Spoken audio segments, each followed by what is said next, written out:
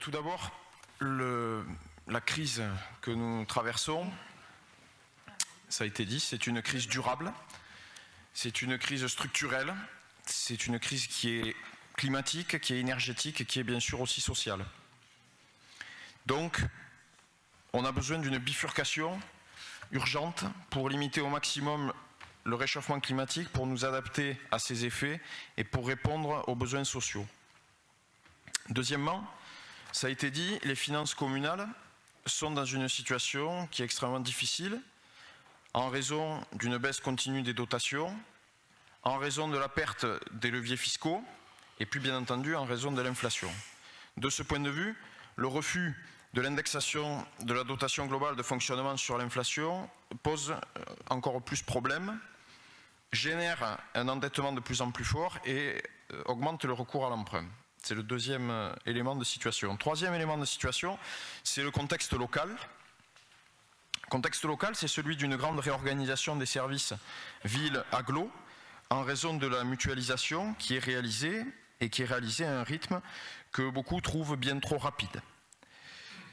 Cela fait que nous sommes à un moment charnière où il s'agit de repenser les priorités de l'action publique à l'échelle de la commune, à l'échelle du territoire de l'Albigeois, alors que les marges de manœuvre budgétaires existent, mais se réduisent. Alors, la situation de la collectivité à la lecture de ce document, tout d'abord sur le budget de fonctionnement. Sur le budget de fonctionnement, on a donc une hausse des dépenses courantes, une hausse des dépenses de personnel liées à des augmentations salariales qui sont évidemment les bienvenues, et un maintien global des subventions aux associations. Premièrement, face à l'inflation, sont prises des mesures d'économie d'énergie sur le chauffage, sur l'éclairage public. Ces mesures sont nécessaires, bien entendu. Sur le montant global de la subvention aux associations, le document indique que ce montant sera inchangé, et je partage le point de vue d'André Boud sur le fait que ce montant global sera insuffisant pour la plupart des associations. Mais je voudrais aller plus loin. La disparition de la MJC que vous avez voulu et que vous avez menée cette année montre bien qu'il faut rentrer dans le détail des versements aux associations. Quelles sont celles qui verront leurs subventions maintenues? Quelles sont celles qui seront augmentées? Quelles sont celles qui seront diminuées, voire, comme ça a été le cas cette année, supprimées? À cet égard, je rappelle notre proposition, la construction de critères de subvention avec les habitants, avec les associations, avec les agents, avec les élus. Des critères objectifs, des critères partagés, des critères transparents. Concernant les agents, on l'a dit, les salaires sont légèrement augmentés, ce qui est insuffisant mais ce qui est bienvenu. Ce que je voudrais dire également, c'est que la mutualisation des services a un impact sur le budget de fonctionnement, mais aussi elle a un impact sur les risques psychosociaux et sur la souffrance au travail. L'audit extraordinaire qui va être mené au sein de la collectivité face à la montée de la souffrance au travail témoigne de cela.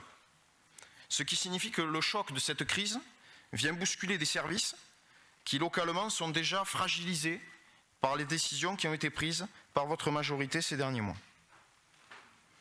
Concernant l'investissement, on a besoin d'une réorientation vers la transition écologique, avec notamment le fonds vert dont vous avez parlé, pour construire une ville sobre, c'est-à-dire une ville qui donne la priorité, je vais y revenir, aux mobilités douces, à une alimentation locale, à une préservation de la ressource en eau et à une nouvelle façon de concevoir l'énergie. Alors face à ça, il y a des projets, il y a des décisions dans notre territoire qui interrogent. Les deux bassins nordiques qui ont été présentés comme l'investissement phare sur notre territoire. Alors je sais, ce n'est pas la mairie, c'est le budget de l'agglo, certes, mais ce sont les élus majoritaires d'Albi qui portent ce projet à l'agglo et qui, de fait, ont à en rendre compte, y compris au conseil municipal. Ces deux bassins nordiques constituent un investissement qui est extrêmement coûteux, 20 millions d'euros pour le moment. Un investissement très énergivore, ce qui va entraîner des dépenses de fonctionnement majeures et qui n'est donc évidemment pas compatible avec les économies d'énergie qui sont nécessaires et que nous entamons. Donc de notre point de vue, il y a une question de diagnostic. Ou cette crise est provisoire avant un retour à la normale, donc on a un plan d'urgence sur le fonctionnement et aucun changement de fond sur l'investissement. C'est ce qui semble être votre position. Soit cette crise est systémique, durable, et dès lors, il faut repenser nos priorités d'investissement pour construire à long terme une ville sobre. Et ça, c'est notre position. Ça signifie priorité aux investissements du quotidien, et notamment la rénovation, par exemple, des trottoirs, qui est un besoin urgent et prioritaire à nos yeux. Priorité à la jeunesse, on en a parlé tout à l'heure, par la rénovation thermique et la végétalisation des cours d'école. Priorité à la transition écologique. Sur les mobilités, priorité aux mobilités douces, à la mise en œuvre du schéma directeur cyclable, aux investissements du quotidien. Alors je me permets de revenir sur ce que vous avez dit tout à l'heure concernant les pistes cyclables. Ce que nous appelons de nos voeux, c'est un déploiement plus rapide du schéma cyclable.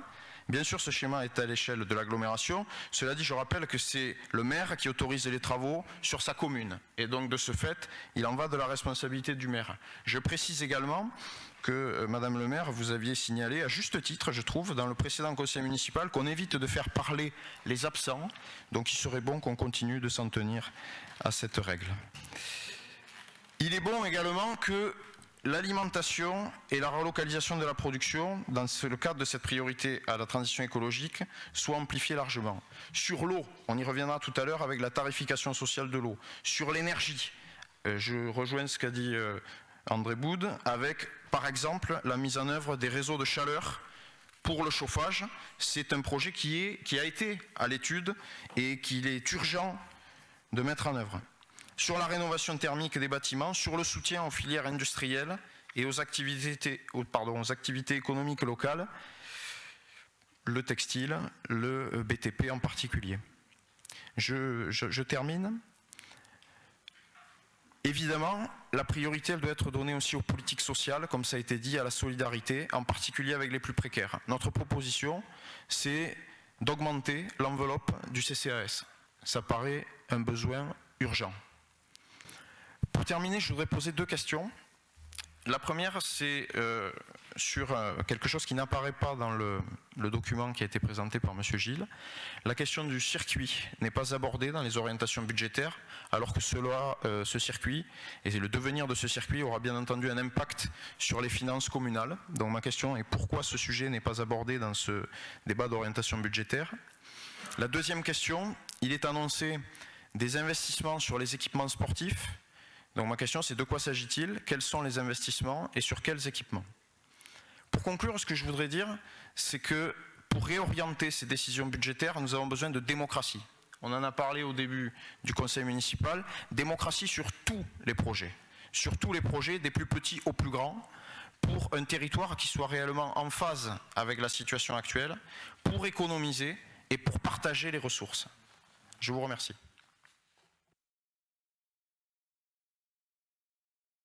Monsieur Tonicello, on aura l'occasion de revenir sur la question des piscines.